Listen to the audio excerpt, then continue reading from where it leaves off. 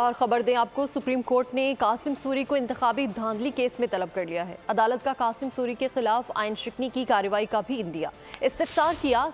Stay order लेकर कासिम सूरी रुकन कौमी असम्बली कैसे बने। अदालत ने लश्करी रईसानी और रजिस्ट्रार सुप्रीम कोर्ट को भी तलब कर लिया है और समाअत 1 माह के लिए मुलतवी कर दी है। कासिम सूरी मुल्क में आईनी बहरान की वजह बने।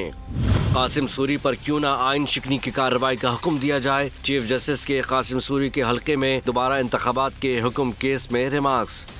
कहा कासिम सूरी हुक्म इम्तना देकर मजे करते रहे, फिर मुस्ताफी होकर कह दिया अपील गैर मौसर हो गई। हुक्म इम्तना लेने के बाद मुकदमा समाअत के लिए मुकर्रर ही नहीं करने दिया गया। कासिम सूरी स्टे ऑर्डर देकर रुकने कौमी असम्बली कैसे बने। सुप्रीम कोर्ट के अंदरूनी सिस्टम के साथ हेरा फेरी की गई। सुप्रीम कोर्ट में पहुंचने वाले लंबे हाथ खत्म कर रहे हैं। मुकदमा कैसे यकजा हुआ और इतना अरसा मुकर्रर क्यों न हुआ, अपनी इंक्वायरी भी करेंगे। कासिम सूरी बताएं कि उनका मुकदमे का फैसला 2019 से अब तक क्यों नहीं किया गया। सुप्रीम कोर्ट गुज़िश्ता हिसाब लेकर रहेगी।